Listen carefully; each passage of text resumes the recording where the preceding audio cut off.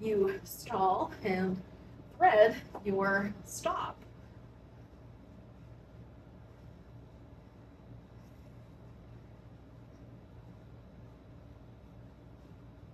All you do.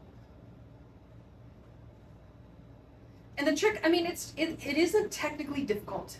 You're still doing something of an in and out, but instead of doing the traditional in and out like you would, when you do the drop stall, actually, maybe it's better to see it from this side. When you do the drop stall, once you pass it through for the first time, you go down and then you pull back behind the hand. You come up enough so that the ball can pass over the hand.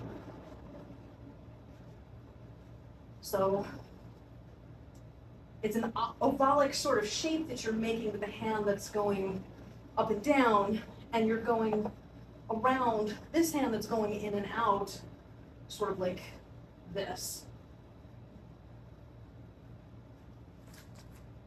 Ignoring the first drop, because you can just keep spinning this after the first drop. So once you get it on the other side of the hand, as close as you can to the hand, if you think about it as sort of this ovalic shape where you barely pass behind and then barely go over, and barely pass behind and barely go over, but you also make this bigger in and out, you have more time and drama built into it because the hand is following a bigger rotational path.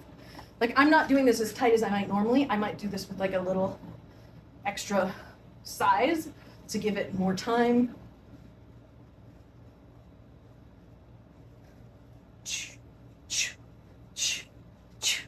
The efficiency of dropping this as close to the wrist as possible really does make a difference, I think.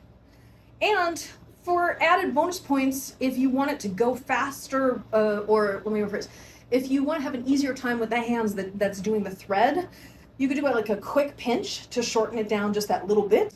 You know, it's harder to do a bigger one because you have to follow a bigger hand path to get it all the way around, because you have to always get it up high enough to get over the wrist, right? No matter what you do.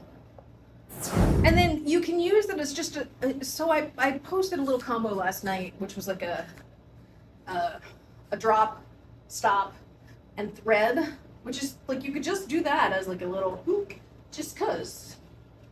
So we were talking last session about doing a hybrid where you were doing like a 4-pedal versus a pendulum. This would be another way that you could enter it, right? So you could do a drop into it and then do that sort of thing, right? So drop, okay, you're threading, you drop, and then